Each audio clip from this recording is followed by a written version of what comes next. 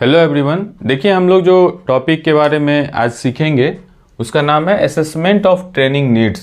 ठीक है ना। ट्रेनिंग नीड्स का असेसमेंट हम लोग किस तरीके से करें। ठीक, तो एक्सेसिंग ट्रेनिंग नीड्स ये बहुत ही क्या है, तो क्रूशियल स्टेप्स है किस चीज़ में, तो डेवलपिंग इफेक्टिव ट्रेनिंग प्रोग्राम।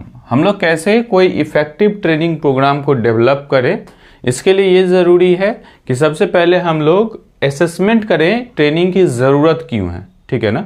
अगर हम चाहते हैं कि इफेक्टिव ट्रेनिंग प्रोग्राम ऑर्गेनाइज करवाना, हम क्या चाहते हैं, अगर इफेक्टिव ट्रेनिंग प्रोग्राम ऑर्गेनाइज करवाना, तो उसके लिए ज़रूरी है कि हम लोग सबसे पहले इस चीज़ का एसेस करें कि हम लोग को आखिर जो है सो ट्रेनिंग की ज़रूरत जो है वो क्यों है। ठीक, इससे फ़ायदा क्या होगा कि ये अलाइन करता है किस चीज़ को, तो ऑर्गेनाइजेशनल गोल्स को और एम्प्लॉय के डेवलपमेंट, दोनों चीज़ को एक तरीके से क्या करता है, तो अलाइन करता है। देखिए, ट्रेनिंग दोनों के लिए काफ़ी जो है सो अहम है, चाहे वो एम्प्लॉय हो या फिर ऑर्गेनाइजेशन हो। ऑर्गेनाइजेशन अगर ट्रेनिंग पे एक्सपेंस कर रही है तो अपने डेवलपमेंट के लिए कर रही है, अपने गोल को अचीव करने के लिए कर रही है। लेकिन ऑर्गेनाइजेशन के पास जो ह्यूमन रिसोर्स है, जो मैन पावर है, आखिर खर्च कहाँ करेगी, तो ऑर्गेनाइजेशन दो जगह खर्च कर सकती है। एक तो है कि वो मशीनरी पे खर्च करे या फिर लोगों पे खर्च करे। तो मशीनरी पे खर्च करने के लिए क्या करेगा, नया नया मशीन्स को लाएगा, अच्छे टेक्नोलॉजी के मशीन्स को लाएगा। अब नया मशीन नए सॉफ्टवेयर को लाएंगे तो फिर उसको चलाने के लिए जो स्किल्ड वर्कर भी ज़रूरी है। तो जो स्किल्ड वर्कर है उस पर उसके स्किल्स के डेवलपमेंट के लिए हम लोग को क्या करवाना पड़ेगा, तो ट्रेनिंग करवाना पड़ेगा। तो अगर स्किल डेवलपमेंट के लिए हम लोग ट्रेनिंग करवा रहे हैं तो मतलब उस पर क्या करेंगे, एक्सपेंस करेंगे। अब जब आदमी पे आप एक्सपेंस करेंगे तो क्या होगा, मशीन तो आपके पास रह सकती है लेकिन आदमी क्या होगा, हो सकता है कि वो स्किप कर जाए, मतलब दूसरे जगह चला जाए।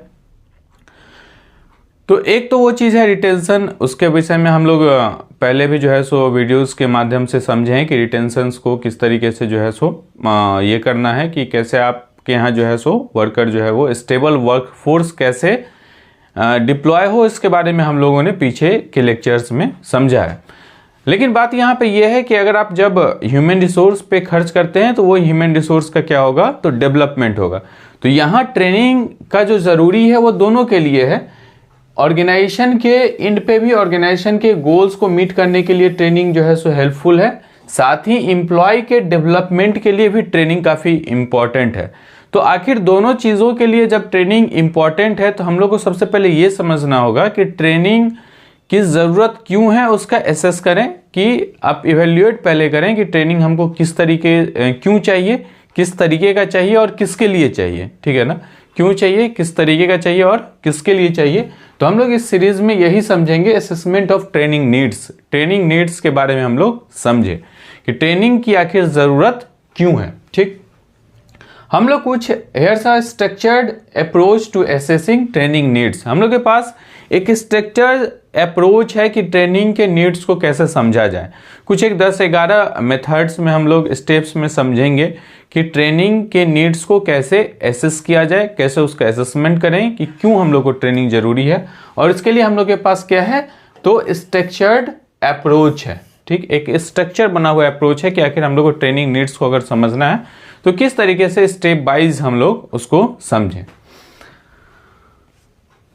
तो देखिए, सबसे पहले है आइडेंटिफाई ऑर्गेनाइजेशनल गोल। जो भी ऑर्गेनाइजेशन है, जिस भी ऑर्गेनाइजेशन के लिए ट्रेनिंग को एसेस करना है तो सबसे पहले हम लोगों को कैसे करना होगा, तो उसके गोल्स को समझना पड़ेगा कि ऑर्गेनाइजेशन का क्या गोल है। ठीक है ना, क्या विजन है। तो ऑर्गेनाइजेशन के गोल को समझने के लिए उससे फायदा क्या होगा कि आप अलाइन कर सकते हैं विथ बिजनेस ऑब्जेक्टिव्स। ठीक है ना, अगर ऑर्गेनाइजेशन का गोल आपको पता होगा तो बिजनेस ऑब्जेक्टिव के अनुसार आप जो है सो ट्रेनिंग को क्या कर सकते हैं, तो अलाइन कर सकते हैं। ठीक, उससे क्या होगा कि परफॉर्मेंस इंडिकेटर्स को आप जो है सो अचीव कर सकते हैं कि स्टेप वाइज कैसे ट्रेनिंग को हम लोग डिस्ट्रीब्यूट करें। ठीक, अब देखिए, उसको समझने के लिए हम लोग बहुत सिंपल सा एक आपको एग्जाम्पल बताते हैं। जैसे मान लीजिए, सपोज कीजिए कि किसी को बोटिंग करना सिखाना है। ठीक है ना, बहुत सारे लोगों को नाव को खेवना सिखाना है। ठीक, और नाव का अगर खेवना हम बहुत सारे एम्प्लॉय को अगर सिखा दिए, बहुत सारे लोगों को सिखा दिए और वो सारा जितना भी नाविक है वो अलग अलग डायरेक्शन में अगर नाव को खेवे तो फिर क्या वो एक टर्मिनल से दूसरे टर्मिनल तक पहुंच पाएगा। जैसे मान लीजिए, सपोज कीजिए कि ये कोई रिवर है, ठीक, और इस रिवर में यहाँ पे कोई एक बोट है, यहाँ बोट है,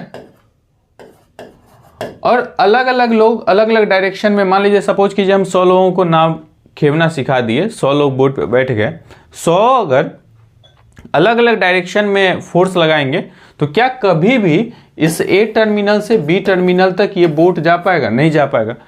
तो आप अलाइन विथ बिजनेस ऑब्जेक्टिव्स, आप ट्रेनिंग दें, साथ ही वो बिजनेस ऑब्जेक्टिव के साथ वो सारे लोगों का जो वर्क फोर्स है वो क्या हो, अलाइन हो, तभी उस ऑर्गेनाइजेशन के गोल को अचीव कर पाएगा।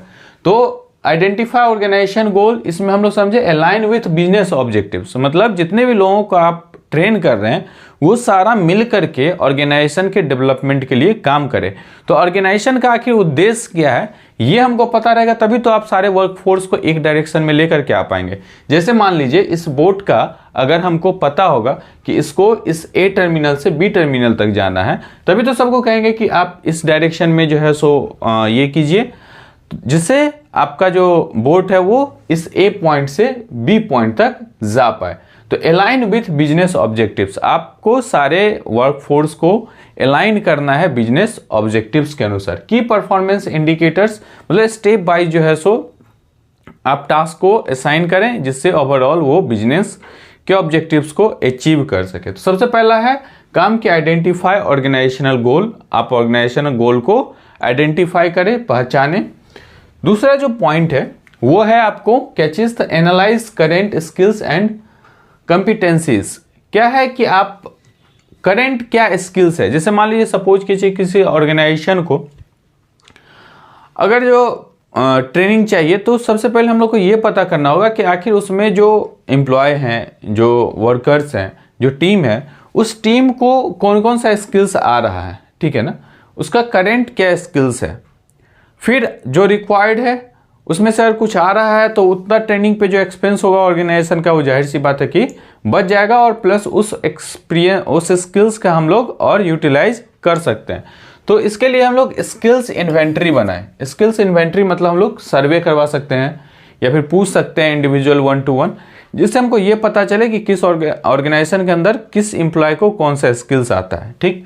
तो इसके लिए हम लोग क्या बना सकते हैं, स्किल्स का इन्वेंट्री बना सकते हैं, मतलब एक रजिस्टर बना सकते हैं, एक सॉफ्ट कॉपी बना सकते हैं। उसके बाद कंपिटेंसी फ्रेमवर्क, इसी के अनुसार हम लोग क्या करें, तो एक फ्रेमवर्क तैयार करें कि किसको किस स्किल्स की जरूरत है। जो मार्केट में नया स्किल्स है उस हिसाब से किसको किस स्किल्स की जरूरत है, दैट्स कंपिटेंसी फ्रेमवर्क। इसके बाद कंडक्ट ट्रेनिंग नीड्स असेसमेंट, ठीक है ना, सर्वे एंड क्वेश्चनरीज। आप जैसे conduct training needs and needs assessment. अब जैसे मान लीजिए कि 100 लोग है, सपोज कीजिए कोई ऑर्गेनाइजेशन है जिसमें 100 पीपल वर्क कर रहे हैं, ठीक। अब हम लोग को क्या करना है कि असेसमेंट करना है। तो असेसमेंट करने के लिए अगर किसी को आप कोई चीज सिखा रहे हैं तो दो चीज है, या तो उसकी मजबूरी होगी तब वो सीखेगा, या फिर इंटरेस्ट होगा तो सीखेगा। तो अगर मान लीजिए सपोज कीजिए कि इस 100 लोगों के पास हमारे पास ऑप्शंस है कि सारे को हम कितने पार्ट में बांट सकते हैं, तो इसको मान लीजिए हम 5 पार्ट में यानी 5 ग्रुप में मान लीजिए हम बांट सकते हैं।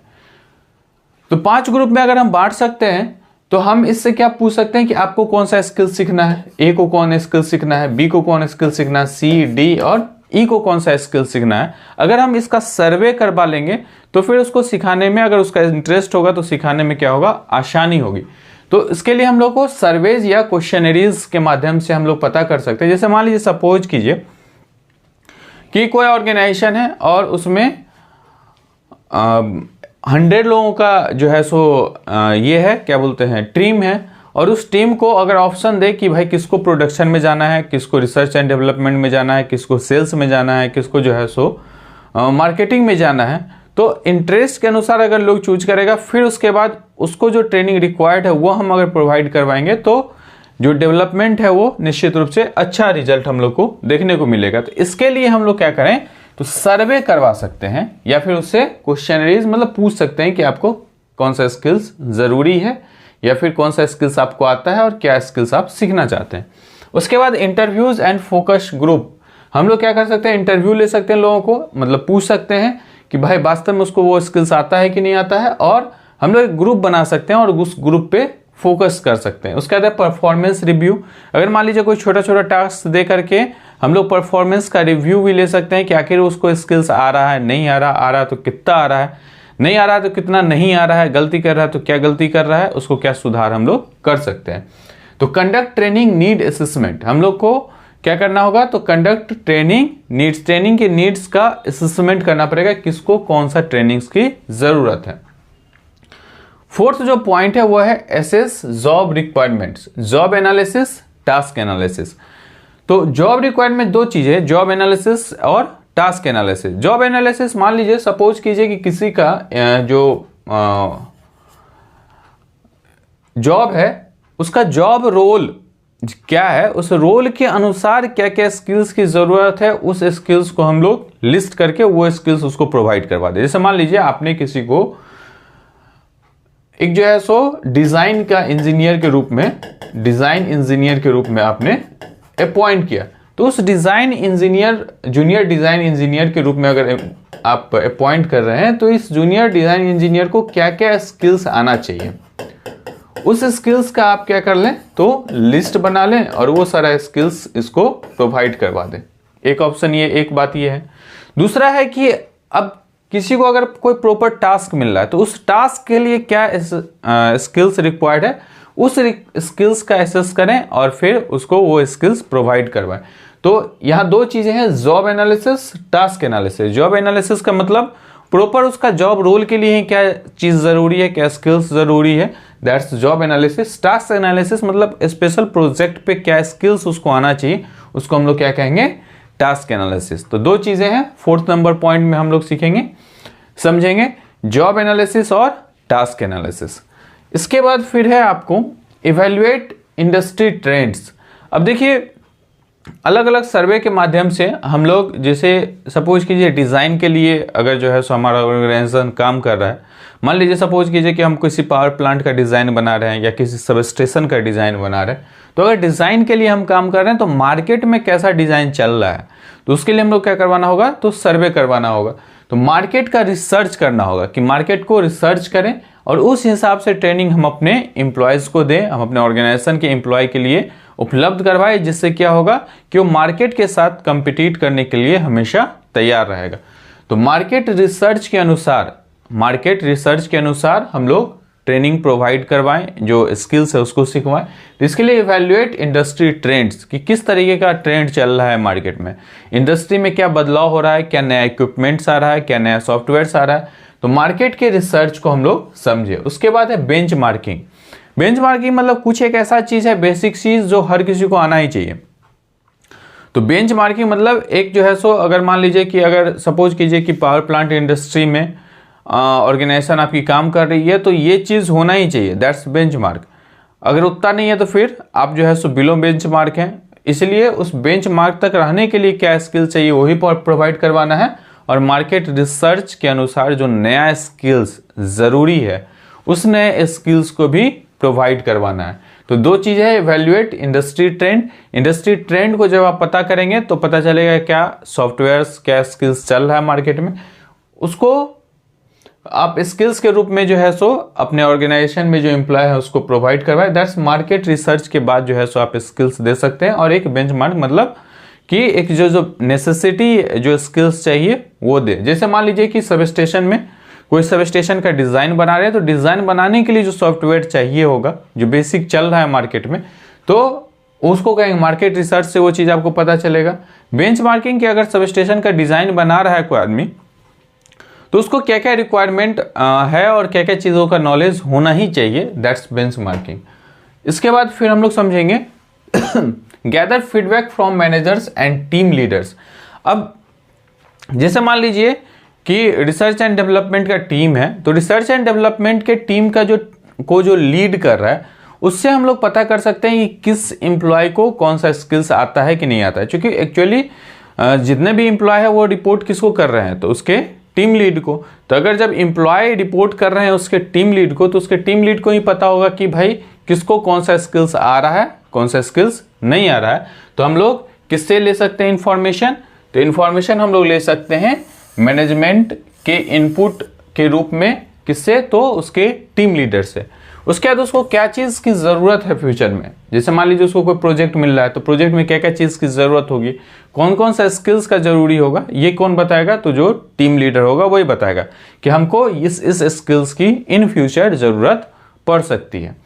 तो दोनों चीज़ें, gather feedback from managers and team leaders. आपको क्या करना है कि टीम लीडर से एक्चुअली में इंफॉर्मेशन प्राप्त करना है कि किस स्किल्स का जो है वो ज़रूरी है। इसके बाद फिर हम लोग समझे मॉनिटर एम्प्लॉयज परफॉर्मेंस। अब हमेशा हम लोग को क्या करना है, तो एम्प्लॉय के परफॉर्मेंस इसलिए रिव्यू मीटिंग्स होता है जिससे पता चले कि आखिर उसको क्या स्किल्स आ रहा है, वो अपने स्किल्स का कितना यूज़ कर रहा है और उसको किस स्किल्स की ज़रूरत है। तो इसके लिए हम लोग एम्प्लॉय का परफॉर्मेंस का क्या कर सकते हैं, तो रिव्यू कर सकते हैं। उससे हम लोगों को उसमें क्या करना है, तो ऑब्जर्वेशंस करना है या फिर मैट्रिक्स का एनालिसिस करना है। मतलब जो भी वो अपना रिपोर्ट सबमिट कर रहा है तो उसमें देखना है कि वो किस तरीके का रिपोर्ट बना रहा है, क्या स्किल्स यूज़ कर रहा है, क्या स्किल्स की कमी है, क्या स्किल्स की उसको ज़रूरत है। अगर स्किल्स में कुछ गलती कर रहा है, कुछ अपने काम में गलती कर रहा है, तो क्यों गलती कर रहा है, तो उसको हम लोग कहेंगे ऑब्जर्वेशन से ये चीज़ पता चलेगा।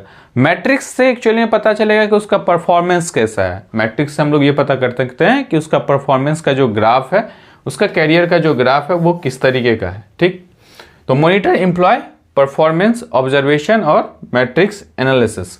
इसका बाद consider employee aspirations, career development plan और इंटरेस्ट सर्वे। 8 पॉइंट में हम लोग ये समझते हैं कि consider employee aspirations, career development plans. अगर हर एम्प्लॉय का एक ये होता है कि हमको किस तरीके का जो है सो ग्रोथ चाहिए कैरियर में, तो इस चीज़ का कैरियर डेवलपमेंट प्लान्स अगर उसके पास होगा तो उससे आपको पता चलेगा कि उसका एक्चुअली में जो प्लान है इन फ्यूचर वो किस डायरेक्शन में जाने का है। ठीक, तो आप उस तरीके का ट्रेनिंग उसको ऑफर करेंगे तो ज़्यादा अच्छा जो है सो परफॉर्म कर पाएगा। इंटरेस्ट सर्वे, इंटरेस्ट सर्वे मतलब उसका क्या इंटरेस्ट है उसका सर्वे होना चाहिए, जिससे आपको पता चलेगा कि किस तरीके का जो वर्क है वो करना पसंद कर रहा है। तो दोनों चीज़ है, कैरियर डेवलपमेंट प्लान के बारे में पता करें और फिर इंटरेस्ट सर्वे के ऊपर जो है सो काम करें। इसके बाद है pilot programs and feedback loops. Pilot program होता है कि जैसे मान लीजिए कोई आप ओरिजिनल जो है सो प्रोजेक्ट नहीं दे करके एक प्रोटोटाइप प्रोजेक्ट दें और प्रोटोटाइप प्रोजेक्ट पे आप असेसमेंट करें, तो उसको हम लोग कहते हैं पायलट ट्रेनिंग। ठीक है ना, या पायलट प्रोजेक्ट कहते हैं। उसमें हम ट्रायल ट्रेनिंग सेशंस इसको कहें। मतलब एक आप जैसे मान लीजिए सपोज कीजिए कि आपको एक जो है सो किसी एक एक्सपर्ट से 1 मंथ का ट्रेनिंग प्रोवाइड करवाना है, तो आप एक दिन के लिए उनको बुला करके फिर ट्रेनिंग दिलवाएं। फिर अपने जो वर्कर्स हैं, जो एम्प्लॉय हैं, जो टीम है आपका, उससे आप फीडबैक लें कि इस तरीके का ट्रेनिंग आप लोगों को कैसा लगेगा। मतलब एक जो है सपोज के लिए डेमो टाइप का, कि एक डेमो टाइप का ट्रेनिंग 1 दिवसीय 2 दिवसीय आप ऑर्गेनाइज करें, तो उसको कहेंगे हम लोग ट्रायल ट्रेनिंग सेशन। ठीक है ना। इटरेटिव असेसमेंट, उसका फिर असेसमेंट करें कि क्या ये ट्रेनिंग कैसा है, नहीं है, आपको ज़रूरी है, नहीं है, काम आ सकता है। तो ये इसको हम लोग कहते हैं पायलट प्रोग्राम्स और फीडबैक लूप्स। और उससे क्या लें, तो उसका फीडबैक लें कि आपको कैसा है ये ट्रेनिंग, बेनिफिशियल होगा नहीं होगा, उसके हिसाब से फिर ट्रेनिंग को आप शेड्यूल करें। 10 नंबर जो पॉइंट है वो document finding and development actions. मतलब कोई भी ट्रेनिंग आप करवा रहे हैं तो निश्चित रूप से उसका क्या करवाएं, रिपोर्टिंग और एक्शन प्लान। मतलब आज आपने क्या क्या सीखा उसको रिपोर्ट कीजिए और उसको रिपोर्ट कैसे करें और कल जो है सो फिर क्या क्या काम करेंगे या किस तरीके से आपने एक्शन किया, क्या क्या चीज़ कैसे परफॉर्म किया। तो रिपोर्टिंग और एक्शन प्लान, मतलब कल क्या करेंगे, दैट्स एक्शन प्लान। और रिपोर्टिंग कि आज आपने क्या किया, क्या सीखा, तो उसको हम लोग रिपोर्ट कर रहे हैं। तो रिपोर्टिंग और एक्शन प्लान्स, इसमें मतलब डॉक्यूमेंटेशन आपको पता होना चाहिए। इसके बाद है हम लोग इस 10 पॉइंट के माध्यम से हम लोगों ने सीखा कि असेसमेंट कैसे करते हैं ट्रेनिंग का। कंक्लूड करेगा इन चीज़ों को कि हम लोगों को अगर ट्रेनिंग का असेसमेंट करना पड़ेगा तो ट्रेनिंग के असेसमेंट से क्या बेनिफिट होगा, इसको अगर हम लोग समझे तो क्या है कि अगर हम सिस्टमेटिकली ट्रेनिंग का असेसमेंट करते हैं, सिस्टमेटिकली असेसिंग करते हैं ट्रेनिंग की ज़रूरत को, तो उससे क्या फ़ायदा होगा। तो उससे फ़ायदा ये होगा कि ऑर्गेनाइजेशन क्रिएट कर सकता है किस चीज़ को, तो एक टारगेटेड ट्रेनिंग प्रोग्राम को, ठीक है ना, मतलब एक जो ज़रूरी है एकदम वैसा ट्रेनिंग प्रोग्राम क्रिएट कर सकता है, बना सकता है, या फिर उसको असाइन कर सकता है, create targeted training programmes that not only address existing skills gap. अब क्या स्किल्स चाहिए, मतलब ज़रूरत है वर्तमान में और क्या लोगों के पास है, तो उस गैप्स को तो फिल करेगा ही, साथ व साथ ऑल्सो प्रिपेयर करेगा एम्प्लॉय को कि फ्यूचर में उसको किस स्किल्स की ज़रूरत पड़ेगी। मतलब वर्तमान में जो स्किल्स चाहिए जो है उसके पास, उसके गैप्स को फिल करेगा, और साथ ही फ्यूचर में किस तरीके के स्किल्स की ज़रूरत है उसको भी वो क्या करेगा, फुलफिल करेगा। This approach ensure that training initiatives are relevant, effective and align with both individual and organisational goal. अगर ट्रेनिंग का असेसमेंट आप अच्छे से करवाते हैं तो उससे दोनों को फायदा है, इंडिविजुअल लेवल पे एम्प्लॉय का भी फायदा है और साथ ही ऑर्गेनाइजेशन के गोल के लिए भी वो काम करेगा। तो इतना हम लोग समझे कि ट्रेनिंग का असेसमेंट करने से क्या क्या बेनिफिट है। 10 पॉइंट के माध्यम से हमने सिस्टमेटिकली जो है सो समझा कि ट्रेनिंग का असेसमेंट कैसे करें, कि ट्रेनिंग की ज़रूरत कैसे जो है सो अगर है तो वो उसका असेसमेंट की किस तरीके की ट्रेनिंग की ज़रूरत है उसको हमने एक सिस्टमेटिक वे में हम लोगों ने समझा। अब हम लोग थोड़ा सा समझते हैं कि retraining and redeployment of methods and technique of training employees and executives. Retraining किसको कहते हैं, जैसे मान लीजिए कोई भी ट्रेनिंग आप जाएंगे तो फिर 2 फेज में 3 फेज में आप देखते होंगे कि ट्रेनिंग का शेड्यूल होता है, ट्रेनिंग 1, ट्रेनिंग 2, ट्रेनिंग 3। तो ये जो अलग अलग फेज में ट्रेनिंग का शेड्यूल है तो उसकी ज़रूरत क्यों है, ठीक है। असेसमेंट हम लोगों ने समझा कि असेसमेंट कैसे करें ट्रेनिंग को, फिर ट्रेनिंग अगर मान लीजिए ऑर्गेनाइज भी करवा दिए तो फिर रीट्रेनिंग की ज़रूरत क्यों है। होता क्या है कि एक समय अंतराल के बाद आदमी जो है सो एक तो पुराने जो स्किल्स है उसको भी थोड़ा सा वो ये होता है क्या बोलते हैं भूलता है, साथ व साथ रोज़ जो है सो मार्केट में कोई ना कोई जो है सो बदलाव आ रहा है। तो अगर कोई ना कोई बदलाव आ रहा है तो आप पुराने स्किल्स को अगर सीखे हैं जो लोग, उसको नया स्किल सिखाएंगे तो वो जल्दी ग्रैब करेगा। अगर फिर फ्रेश ही सिखाएंगे तो उसमें हो सकता है समय लगे। तो रीट्रेनिंग का मतलब ये है कि आप उसी एम्प्लॉय को फिर से ट्रेन करें नए स्किल्स के साथ, तो उसको हम लोग कहेंगे रीट्रेनिंग। तो रीट्रेनिंग जो है सो आप देखेंगे कि एग्जीक्यूटिव सबका ज़्यादा रीट्रेनिंग होता है कि फिर से ट्रेनिंग दे, फिर से ट्रेनिंग दे, तो उसको कहते हैं रीट्रेनिंग, ठीक। Retraining and redeployment are essential process in managing workforce adaptability, specially in response of technological advancements, organizational change or shift in market demand. Here are various methods and techniques for training employees executive in these context. देखिए executives का पे बार बार focus हो रहा है। Executives को क्यों कह, चूँकि जैसे देखिए पहली बार आप ट्रेनिंग दिए तो अगर मान लीजिए एग्जीक्यूटिव लेवल पे जो पर्सन है उसको फिर से दूसरा स्किल सिखा दें तो वो नीचे फॉरवर्ड कर देगा। तो एग्जीक्यूटिव्स का जनरली रीट्रेनिंग ज़्यादा होता है, ठीक। अब हम लोग को जो है सो सबसे पहला है मेथड है the on the job training, ठीक है ना, OJT, on the job training. जैसे मान लीजिए कोई नया एम्प्लॉय आप हायर करते हैं तो उसको पहले सिर्फ ट्रेनिंग देते हैं और उसके बाद उसको मेन वर्क स्ट्रीम में जो भी जिस ऑर्गेनाइजेशन का कल्चर है, किसी का 1 ईयर का है, किसी का 2 ईयर का है, किसी का 6 मंथ का, 3 मंथ का, ये तो जो भी ट्रेनिंग है, ट्रेनिंग के बाद उसको मेन जो स्ट्रीम है उसमें लाते हैं। लेकिन रीट्रेनिंग में क्या है कि जॉब के साथ ही आप उसको जो है सो ट्रेनिंग प्रोवाइड करवाते हैं। ऐसा नहीं कि कंप्लीट आप ट्रेनिंग पे उसको बैक लेते हैं। तो on the job training, hands on experience, मतलब उसको हैंड्स ऑन एक्सपीरियंस देना है कि हाँ ठीक है आप लाइव प्रोजेक्ट पे काम कीजिए, इसको ऐसे कीजिए, इसको ऐसे कीजिए। तो वो हैंड्स ऑन एक्सपीरियंस मतलब ऑन द जॉब ट्रेनिंग, जब जॉब पे होगा तभी ट्रेनिंग दे देंगे।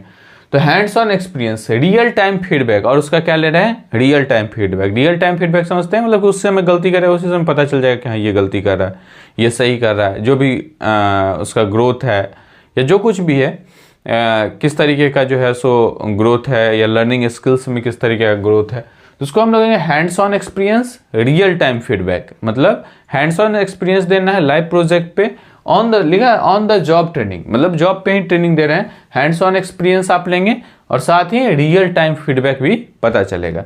तो दोनों चीजें हैं।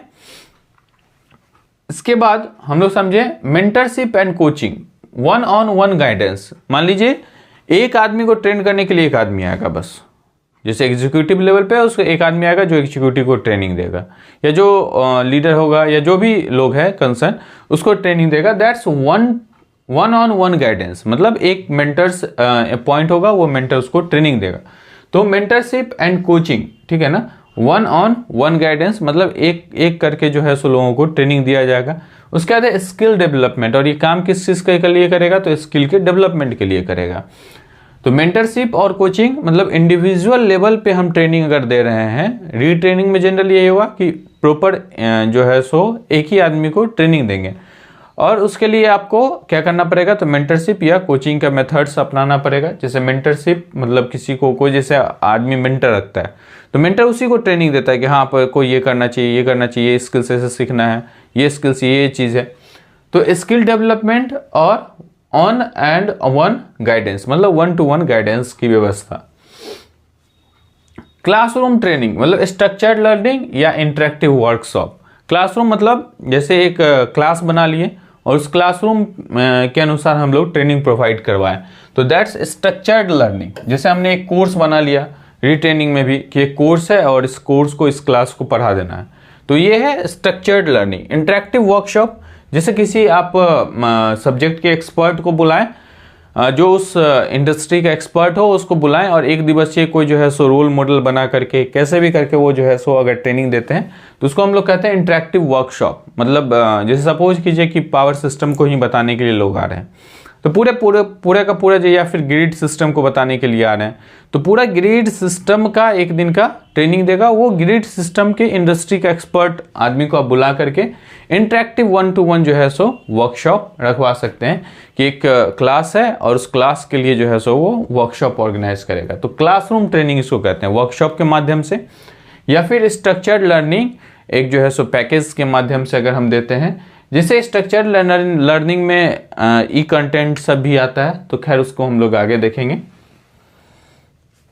इसके बाद यही है ई लर्निंग और ऑनलाइन कोर्स। जैसे मान लीजिए रीट्रेनिंग में आप जरूरी नहीं है कि फिर से वही पुराने चीज़ों को रिपीट करें, आप सारी चीज़ों का या कुछ नए स्किल्स का मिला करके आप क्या कर सकते हैं, तो ई लर्निंग एक कोर्स बना सकते हैं और उस कोर्स को दे दें, उसका एक्सेस दे दें। तो उससे क्या होगा, फ्लेक्सिबल एक्सेस रहेगा, उनको जब टाइम मिलेगा जिस हिसाब से, क्योंकि ऑन जॉब ट्रेनिंग है तो आपको जैसे ही उनको समय मिलेगा उस हिसाब से उस कोर्स को देखेंगे और उसके लिए आप असेसमेंट के लिए उसी में कुछ टेस्ट छोटा रख दें। उसके बाद वाइड रेंज ऑफ टॉपिक्स, अलग अलग बहुत सारे, जैसे ऑनलाइन कंटेंट बनाएंगे तो बहुत सारे रेंज ऑफ टॉपिक्स को आप कवर करवा सकते हैं। तो ई लर्निंग और ऑनलाइन कोर्स के माध्यम से हम लोग रीट्रेनिंग को डिप्लॉय कर सकते हैं। इसके बाद है blended learning, combination of method और इनहेंस रिटेंशन को बढ़ाएगा। मतलब रिटेंशन मतलब वही जो बैकअप जो कैंडिडेट का है कि आपके यहाँ से जो है सो लीव ना करें, उसको पकड़ के रखें, मतलब इनहेंस रिटेंशन और कम्बिनेशन मेथड। कम्बिनेशन मेथड कहते हैं कि जैसे मान लीजिए कि 10 लोगों का टीम है, 5 को स्किल्स बहुत अच्छा आता है, 5 को बिल्कुल भी नहीं आता है। तो अगर 5 को स्किल्स आ रहा है, 5 को नहीं आ रहा है, तो एक को एक के साथ क्या कर दिए, तो हम लोग एक पेयर बना दिए। अब जब ये पेयर बन गया तो वो पेयर मतलब उसके साथ वाले को सिखाएगा या फिर उसके साथ रहेगा तो सीखेगा खुद ब खुद, तो उसको हम लोग कहते हैं कम्बिनेशन ऑफ मेथड, ठीक। और इनहेंस रिटेंशन। इसके बाद है simulation and role playing, realistic scenario, safe environment. अगर मान लीजिए कि रीट्रेनिंग में है रियलिस्टिक सिनेरियो, मतलब जो वर्तमान में चल रहा है सिनेरियो, उस अनुसार हम लोग स्किल्स को अपग्रेड करके फिर से रीट्रेन करें। जो सिनेरियो में जो भी स्किल्स चल रहा है और उसका जो भी वर्क प्लेस है उस पर कैसा इन्वायरमेंट रहे, तो सेफ इन्वायरमेंट रहे। जो भी ट्रेनिंग प्लेस है उस पर कैसा इन्वायरमेंट रहे, सेफ इन्वायरमेंट रहे। रोल प्लेइंग के माध्यम से मतलब जैसे मान लीजिए कोई वर्कशॉप देने आता है तो वो कुछ रोल प्ले करवाता है जिससे लोग स्किल्स को सीख जाएं आसानी से। 7 जो मेथड है वो वर्कशॉप और सेमिनार है। Focus topic, expert in involvement, मतलब वर्कशॉप या सेमिनार जब भी होगा तो फोकस टॉपिक पे होगा। जैसे मान लीजिए कि ग्रिड बनाना है, तो ग्रिड बनाने के लिए अगर कोई सॉफ्टवेयर चाहिए तो सॉफ्टवेयर पे प्रॉपर फोकस्ड जो है सो ट्रेनिंग होगा। तो फोकस टॉपिक पहले पता रहेगा कि किस टॉपिक पे फोकस करना है, और उस फोकस टॉपिक के अनुसार ही जो है सो एक्सपर्ट बुलाए जाएंगे और वो उसी प्रॉपर टॉपिक पे जो अपना व्याख्यान है वो देंगे, ठीक है ना। तो फोकस टॉपिक और एक्सपर्ट का इन्वॉल्वमेंट, जैसे मान लीजिए कि ग्रिड का सिस्टम है, तो अगर मान लीजिए पावर सिस्टम में जो ग्रिड के डिज़ाइन के लिए, ठीक है ना, ग्रिड के डिज़ाइन के लिए जो एक्सपर्ट है उस एक्सपर्ट का इन्वॉल्वमेंट होगा और वो उस प्रॉपर पावर सिस्टम के बारे में बताएंगे। या फिर मान लीजिए कोई पावर प्लांट के लिए ही है, तो पावर प्लांट का जो एक्सपर्टीज जिनके पास होगा वो एक्सपर्ट जो लोग हैं वो पावर सिस्टम या पावर प्लांट के बारे में आपको बताएंगे किस तरीके का पावर प्लांट है। तो उस इंडस्ट्री के प्रॉपर एक्सपर्ट का इन्वॉल्वमेंट के बाद वर्कशॉप्स या फिर सेमिनार्स के माध्यम से, वर्कशॉप या सेमिनार में जो टॉपिक है वो प्री डिफाइंड रहता है, कभी कोई कोर्स टाइप का नहीं होता। वर्कशॉप शॉर्ट टर्म के लिए 1 डे 2 डे 7 डेज, तो इस तरीके का 15 डेज इस तरीके का वर्कशॉप होता है। और वो वर्कशॉप एक कोर्स मतलब टॉपिक ओरिएंटेड आप कह सकते हैं, एक प्रॉपर जो है सो टॉपिक ओरिएंटेड वर्कशॉप होता है जिसमें एक्सपर्ट के माध्यम से बताया जाता है कि आपको फोकस टॉपिक पता होता है और एक्सपर्ट के इन्वॉल्वमेंट के माध्यम से आपको स्किल्स को सिखाया जाता है, ठीक। इसके बाद फिर हम लोग समझे peer learning, collaboration learning, skill sharing, ठीक है ना। जैसे आप कोई टीम है तो टीम एक दूसरे को सिखाए स्किल्स को, तो उसको हम लोग कहते हैं पीयर लर्निंग, जिसको हम लोग कोलैबोरेटिव लर्निंग भी कहते हैं कि आपस में मिल करके आप स्किल्स को सीख रहे हैं, तो उसको कहते हैं कोलैबोरेशन लर्निंग। स्किल शेयरिंग, आप स्किल्स को अगर शेयर कर रहे हैं और शेयर करके कोई स्किल्स को सीख रहे हैं तो उसको हम लोग कहते हैं स्किल शेयरिंग, ठीक। मतलब एक स्किल्स आप दूसरे को, कलीग को बता रहे हैं, कलीग के माध्यम से आप अगर कोई स्किल्स को लर्न कर रहे हैं तो उसको हम लोग कहते हैं स्किल्स शेयरिंग। तो ये भी एक रीट्रेनिंग का ही मेथड है। जैसे मान लीजिए सपोज कीजिए कि हम लोग 5 लोग गए, कोई स्किल सीखे, हो सकता है कि कोई एक बंदा जो हमारी टीम का है वो बहुत अच्छे से सीख लिया, अब आए हम लोग प्रोजेक्ट पे 5 लोग काम कर रहे हैं, हम कहीं फंस रहे हैं तो हम किसको कॉल करते हैं थोड़ा देखना क्या हो रहा है। तो अगर उसको कॉल कर रहे हैं तो इसका मतलब उस स्किल्स को सीख रहे हैं हम लोग कहीं ना कहीं, तो उसको हम लोग कहते हैं स्किल्स शेयरिंग। वो बंदा स्किल्स को शेयर कर रहा है हमारे साथ और उससे जो हम लोग सीख रहे हैं, तो ये भी एक तरीके का रीट्रेनिंग ही है, ठीक। तो पीयर लर्निंग मतलब कोलैबोरेशन, कोलैबोरेटिव लर्निंग, कोलैबोरेट करके, या फिर हम लोग 5 लोग मिल करके फिर किसी चीज़ों को देख रहे हैं कि ये कैसे होगा ये कैसे होगा, तो उसको कोलैबोरेटिव लर्निंग कहते हैं या फिर स्किल्स शेयरिंग, ठीक। पीयर लर्निंग के बारे में हम लोगों ने समझा। उसके बाद है job rotation cross training. Job rotation cross training का मतलब ये है कि यार 5 स्किल्स हम लोग सीखे हैं और सब लोग 5-5 स्किल्स सीखे हैं, तो एक दिन आज हम किसी एक प्रॉपर स्किल्स पे काम करेंगे, दूसरे पे, तीसरे पे, चौथे पे, 5वें पे 5 लोग काम करेंगे। फिर अगले दिन क्या होगा, हमारा जो जॉब रोल है वो क्या होगा, चेंज हो जाएगा, हमको दूसरे जो सॉफ्टवेयर है या दूसरा स्किल्स है उसके लिए काम करना होगा। तो इस रोटेशन से हम लोग स्किल्स को रीट्रेनिंग आप कह सकते हैं कि रिवीजन रिवीजन रिवीजन, और इस तरीके से हम लोग सीख सकते हैं। तो जॉब रोटेशन और क्रॉस ट्रेनिंग कहते हैं। ब्रॉडेंडिंग स्किल्स, फ्लेक्सिबल और रिलायंस, मतलब आप फ्लेक्सिबल हैं और अलग अलग स्किल्स पे आप काम करने के लिए क्या रहें तो रेडी रह सकते हैं। तो जॉब रोटेशन और क्रॉस ट्रेनिंग। इसके बाद है फीडबैक एंड परफॉर्मेंस रिव्यू। पूरा जो ट्रेनिंग है वो सारा चीज़ फाइनली डिपेंड करता है फीडबैक पे और परफॉर्मेंस पे। आखिर कोई भी स्किल्स आपको ऑर्गेनाइजेशन सिखा रही है तो जाहिर सी बात है कि आपको प्रॉपर जो है सो अच्छा जो है उसको फीडबैक मिले और आपका परफॉर्मेंस अच्छा रहे। तो परफॉर्मेंस अच्छा रहे, फीडबैक अच्छा रहे, इसके लिए क्या है तो रेगुलर क्या होना चाहिए, असेसमेंट होना चाहिए। और रेगुलर अगर असेसमेंट होगा तो क्या हो सकता है, फिर कंटिन्यूअस इम्प्रूवमेंट होगा।